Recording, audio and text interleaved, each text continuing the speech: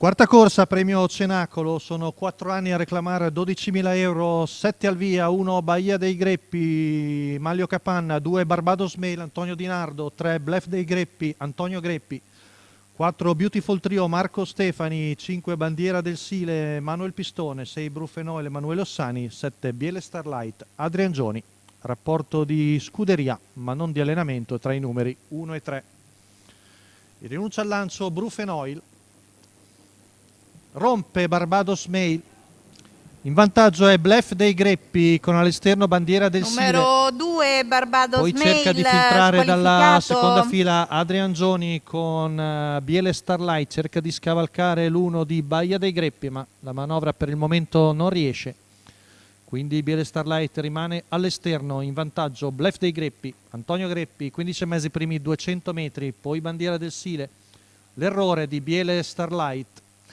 Quindi rimane terza la corda l'1 di Bahia dei Numero Greppi. 7 All'esterno Biele Starlight, Marco Stefani squalificato. con Beautiful Trio. Poi Brufenol che chiude il quintetto rimasto in gara. 31 e mezzo. In vantaggio il figlio di Nesta F. Bluff dei Greppi, affiancato ora da Beautiful Trio. Poi il numero 5 di Bandiera del Sile.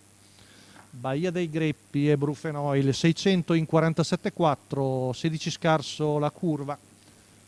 Va all'attacco Beautiful Trio di Bluff dei Greppi, vicino ai 2 Bandiera del Sile, 14,4, ora si va forte. A distanza è Bahia dei Greppi davanti a Brufenoil, cavalli sulla penultima curva con l'allievo di Antonio Greppi che sta arginando l'attacco di Beautiful Trio, sempre lì, seconda la corda ma con del buono in mano Bandiera del Sile.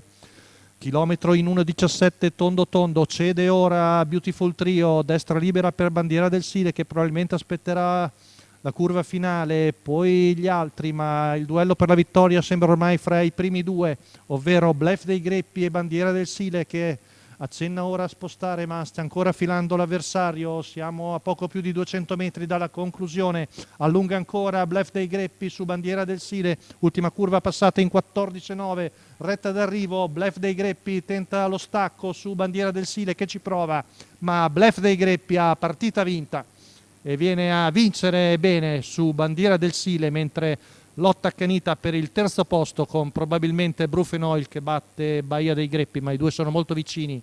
Vittoria per Antonio Greppi con Bluff dei Greppi, il figlio di Nesta F, per il training di Roberto Biagini, proprietà di Nicola Del Rosso, che in percorso di testa hanno vinto molto bene davanti a Bandiera del Sile che comunque coglie un buon secondo.